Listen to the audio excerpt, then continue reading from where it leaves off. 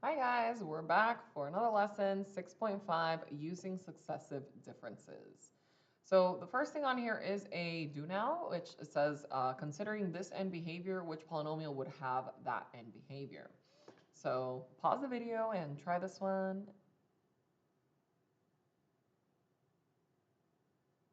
Okay, so hopefully we're able to do this question. Let's go ahead and check out what the answer would be. So notice that this end behavior is right side down. Now there's two things that could happen to have that end behavior. Left side could also be down, or the left side could actually be up. But if the right side is down and the left side is down, that means that it's even and negative.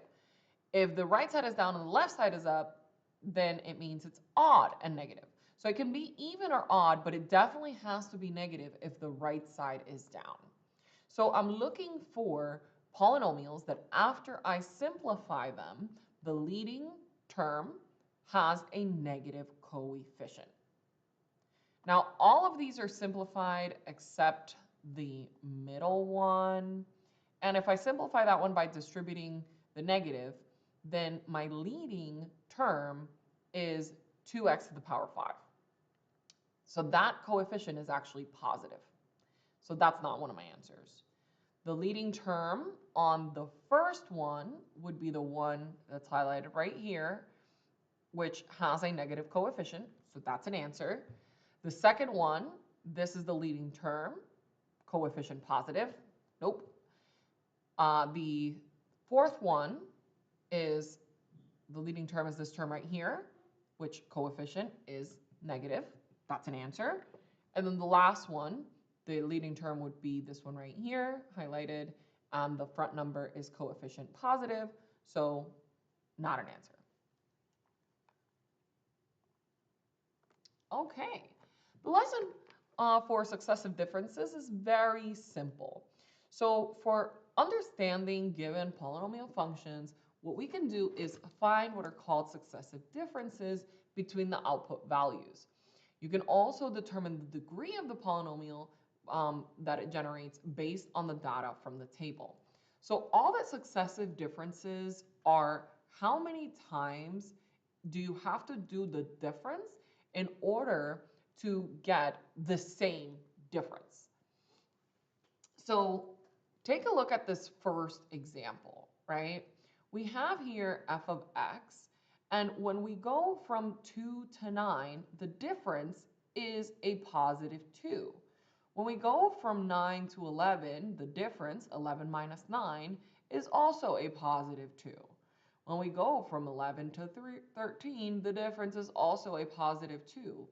So the first difference is constant. It's the same. Constant means it's the same. Okay, we could just say same. Okay, constant means same number. It's a constant number. It's the same number. So the first difference is constant. If the first difference when you're looking at a table, when you're looking at a function, when you're looking at a polynomial function, that means that the function is linear. Because if the first difference is the same, then that means the degree is 1. Now, looking at the next one, okay? When we're looking at the difference from 1 to 2, that's a +1 difference. When we're looking at the difference from 2 to 5, that's a +3 difference. When we're looking from 5 to 10, that's a +5 difference. And we're looking from 5 to 17, that's a +7 difference. Now, looking at all of these, they are not constant. So the first difference is not constant. So what we do now is we say, okay, let me go ahead and find the next successive difference. Let me find the next difference between these differences. So I take the difference of the difference. So 1 to 3, that's a +2 difference. 3 to 5, that's another +2 difference. And 5 to 7, that's another +2 difference. So now notice that even though my first difference was not the same, the second difference is the same, which means that the degree is 2. So this means that this function is quadratic.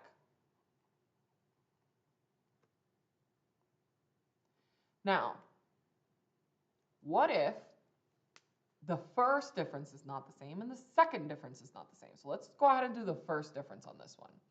From -1 to 0, that's a +1 change.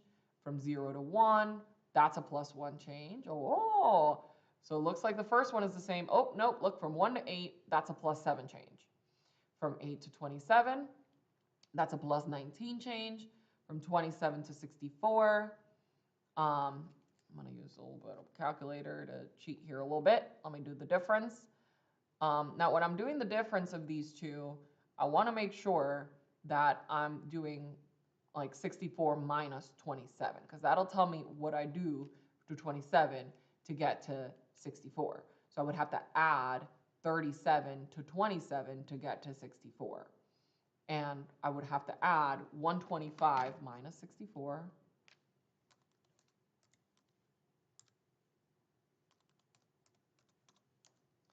is 61. So I would have to add 61 to 24 to get to 125. Okay, so the first difference was not the same. Let's go ahead and check out the second difference. Well, from 1 to 1, that's a 0 change. Clearly, from 1 to 7 is not a 0 change, so the second difference is not the same. But let's write out what the differences are, because they have to be successive, right? So I have to continue them, even though I know the second difference is not the same.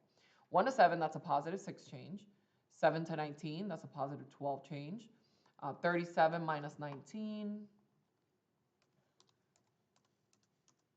that's a +18 change. And 61 minus 37, that's a +24 change. So the second difference is not the same, which means the degree is not 2. So we do it again. We continue to do successive differences until all of the differences are constant. So I do from 0 to 6, that's a +6. 6 to 12, that's also a +6. 12 to 18, that's a 6 change. And from 18 to 64, that's 6. So now notice all of the third difference is constant. This means that the degree is 3, which would mean this function is cubic. Remember, we learned in 6.1 that cubic is the word that describes that the degree of the function is 3. So now what I would like you guys to do is go ahead and pause the video and try this last one.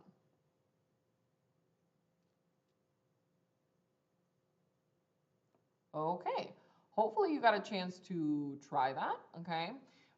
You pause the video, but let's go ahead and check out what the answer is. So notice here, our first difference was not the same.